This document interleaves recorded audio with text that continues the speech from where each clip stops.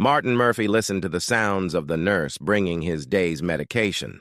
Judging by the radio he was listening to, it was about that time. The nurses were punctual enough to be able to check their watches by. He heard something. He couldn't mistake that sound. He only heard it on Monday mornings when the nurses inspected each room. The rest of the time, they wore rubber-soled shoes. The sound was different, but familiar. He knew he'd heard that sound before. Where, the clicks got closer, and he heard them enter his room. They slowed their steps and stopped next to him. He heard a sob, and gentle hands touched him. Hot drops fell on his hands. Soft lips pressed against his lips. "Oh, Marty, I'm so sorry. I'm so damn sorry. I only found out about it yesterday morning. I didn't know anything until your mom called me before I left for work." "Hey, Lee, why does anyone have to tell you? We're living apart and waiting for you to sign the divorce papers." "Marty, I couldn't sign them until I talked to you in person. I just can't do that." "Why not? You said you were sick of me, that you were ready to move on." "I was wrong, terribly wrong. I realized it as soon as you walked out the door. It was like half of me was gone. When I heard you'd volunteered for active duty, I wanted to die. I called every Marine base in the country and I couldn't find you. Nobody would tell me anything. Then your mom called to see how I was doing. I cried with her for a long time. I even went and spent the night with her. She said you called her but couldn't tell her where you were." Her arms encircled and caressed him. He felt the hot tears again. "Marty, when is your surgery?" "Tomorrow, and in another day the bandages will come off, and I'll know if I'll ever be able to see again." "Marty, I'm still your wife. I never stopped loving you. I just felt like you had too much control over my life. I thought I wanted to be free. I was so wrong. I didn't realize how much I needed you to tell me what to do on so many occasions. You didn't let me make mistakes. I thought you were bossy, that you were protecting me. I was a damn fool." "You were a complete fool? Did you go to that Romeo who tried to get in your pants?" "No. I talked to the other girls at work about him. I told them what you said. They all said you were absolutely right about him. He slept with almost every one of them. I felt so stupid. A stupid fool. I had the best husband in the world, and I didn't know it until I drove him away." "Well, girl, I tried to tell you. I think you wanted him as much as he wanted you. You wouldn't listen. I'm sorry things didn't work out the way you wanted. Thanks for stopping by. It was really nice of you." "Marty, I'm not going anywhere. I'm staying with you until you get better. I took a vacation to be with you. The job was great. Just as I was leaving, the big boss called and said that since my husband was wounded in combat, they would put me on paid leave until you got better. I can't believe they did that. They must like you." "No, they did it for you. You're a hero." "I'm happy to hear your voice, but I won't pretend I don't want to see you." He felt her take his hand and put her fingertips to her face. He gently touched her face, her eyes, her little pug nose, her eyes and lips. "I can tell you're still beautiful, girl. I wish I could see all of you." "Marty, I never stopped loving you. I've never cheated on you. Never. I never wanted to cheat on you. I just thought Fred was a nice guy who liked me as a friend. I never needed him as a lover. I had you." "Well, I guess you spent more time with him than you did with me. You'd meet him for a cup of coffee in the morning, have lunch with him, and then stop for a drink with him on the way home. How can I believe anything else?" "Honestly, Billy, I thought he just needed a friend to talk to. His wife didn't understand him. I told him you don't understand me. He said you're a fool and that I'm so good and wonderful. You don't deserve me. Now I can clearly see what he was doing. Seduction, he's very good at that. You knew about that, didn't you?" "Yes, I listened to you bragging about how nice and sweet he was, and I realized what he was trying to accomplish. I'm a guy, too. I knew you were a beautiful, sexy, sweet, and wonderfully desirable girl, too. I knew what he wanted. My wife. And she chose him, and I walked away. I guess that's what it must have seemed like to you. Only I never went to him. I realized my mistake when you were gone. I tried to find you, I hunted all over town. I was heartbroken when I called the next day to ask about you at your job, and they said you called and quit and were leaving town. I couldn't imagine you going back to active duty. Then when I found out about it, I had nightmares that you left to die because of me. I wanted to die. I couldn't find out anything.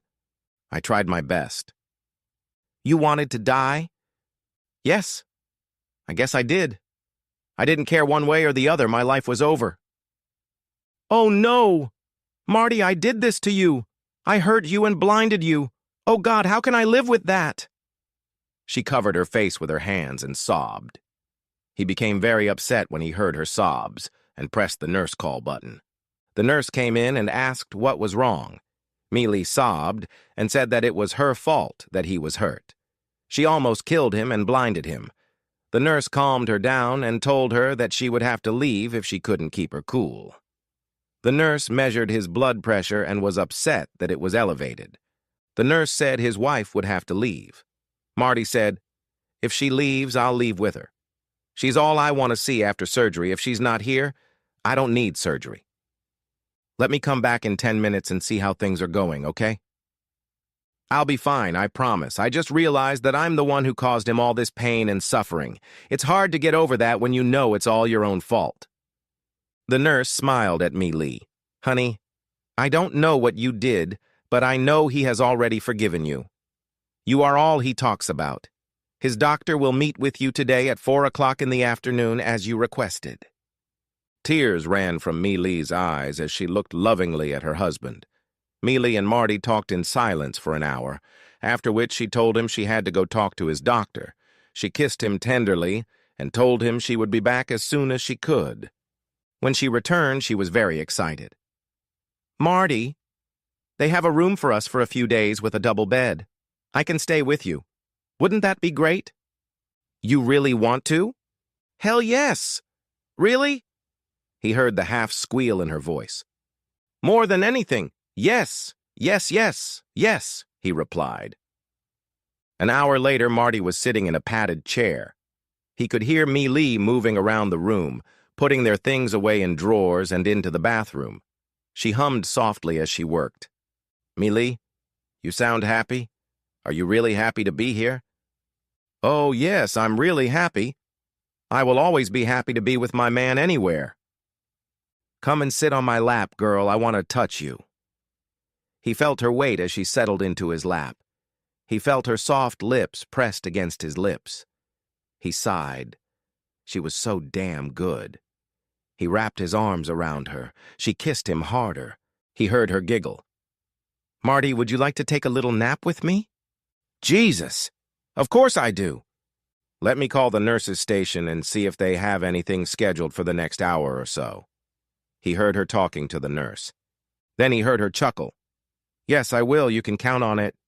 Bye." What can she count on, baby? "On me blowing your brains out. She said she thinks you need it." "Yes, yes, she does, doesn't she?" "Me too. Let me walk you over to the bed. Like this. Now turn around here and take a short step back. Now back up a little more." "Okay. I can feel the bed. The headboard of the bed is on my right, isn't it?" "Yes, dear. Here we go. All set. Oh, my goodness. You're ready to play. Just give me a second and I'll be right there." He lay on the bed motionless, then felt the bed shift a little. "Let me lie on my back, and you move to my side and play with me as much as you want. Then it will be my turn to play with your body." "Wait. Let me snuggle against your body for a minute. It feels so damn good. God, I missed you so much, girl. I was in so much pain when I left you. I wanted to die." "I know. I cried for hours and I wanted to die. I never thought I could miss someone so damn much. It was like half of me had died.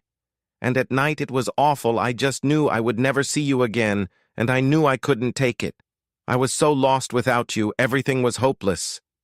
"Mealy, wow, that was amazing. Was I able to please you? Delight you?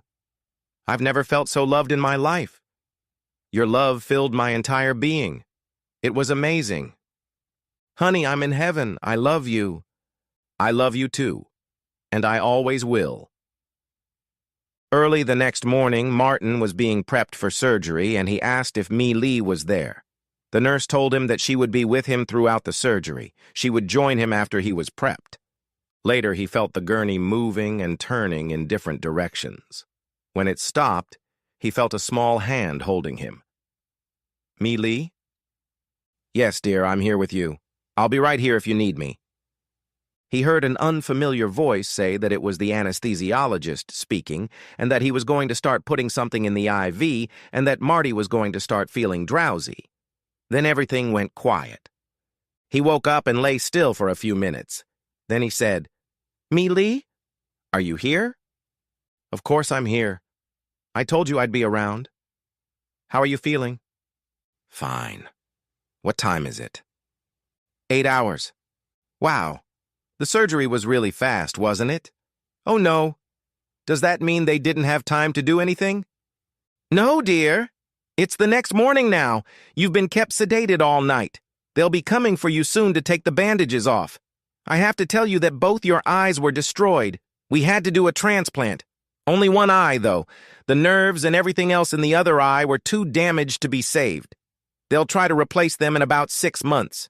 Until then, you'll have one good eye that you'll be able to see with. Hey, that sounds great. Where did they find a donor for the eye? They couldn't find one yesterday. They had a volunteer come in. They had a live donor? Wow. Martin heard someone enter the room. Are you guys ready to go take the bandage off? You know it's only going to be off for a short time, and then you'll have to wait a couple days before it's taken off for good. Let's go. I can't wait. Marty was taken into another room and sat in a chair. He was told not to try to move his eyes. He was to look straight ahead of him. When the blindfold was removed, the room was very dark. One flashlight was shining in his eyes. He could see the light. Then he saw the doctor and the machine the doctor used to look into his eyes. He wanted to see Mi Li. He asked if he could see his wife. He was told that she was there with them, but he would only be able to see her in a few days. He heard her ask what the things he was seeing looked like. He told her that the objects looked a little blurry, but he could make them out. The doctor said this is normal. The vision should clear up in a few days. The doctor asked Mi Li how her eye felt. She replied that it was fine. Wait a minute, yelled Marty. Oh no, she was a donor? The doctor said, Mi Li, you didn't tell him? No, I was afraid he wouldn't let me do it. Oh, Mi Li, how can I ever thank you? The horror. Just love me a little. That's all I want, and I know you'll do the same for me without hesitation. Wouldn't you? He sobbed. That's right. I'll always love you.